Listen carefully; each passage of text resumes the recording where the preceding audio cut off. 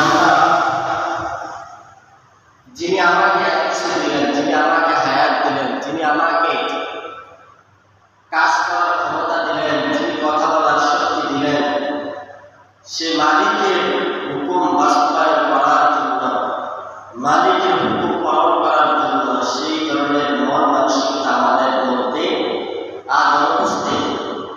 আমরা ইবাদত করতে চাই না, ইবাদতকে একটা অপশনাল বিষয় বানিয়ে নিচ্ছি।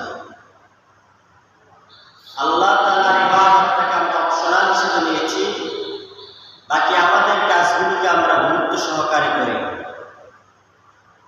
অথচ দরকার ছিল মালিকের কাজগুলিকে গুরুত্ব দিয়ে করা। দুনিয়ার কাজগুলো ততক্ষণ পর্যন্ত করব যতক্ষণ পর্যন্ত মালিকের আদেশে কোনো ব্যত্যয় না ঘটে, মালিকের আদেশে কোনো ধরনের সমস্যা তৈরি না হয়, ওই পর্যন্তই দুনিয়ার কাজগুলিকে গুরুত্ব দেওয়া।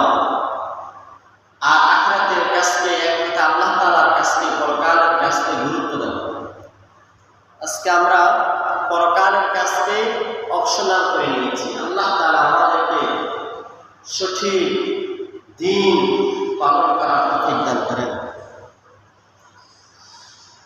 আজকে জুমার দিন, সপ্তাহের শ্রেষ্ঠতম দিন, যাকে নবী সাল্লাল্লাহু আলাইহি ওয়াসাল্লাম হজের দিনের সাথে তুলনা করেছেন, ঈদের দিনের সাথে তুলনা করেছেন।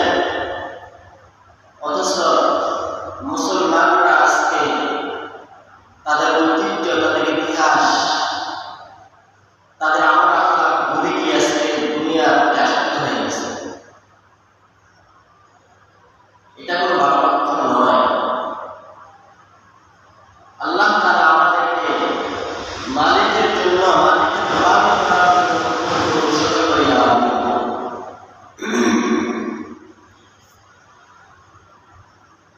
আজকের যে বিষয়টি আপনাদের সামনে উপস্থাপন করব, বিষয়টি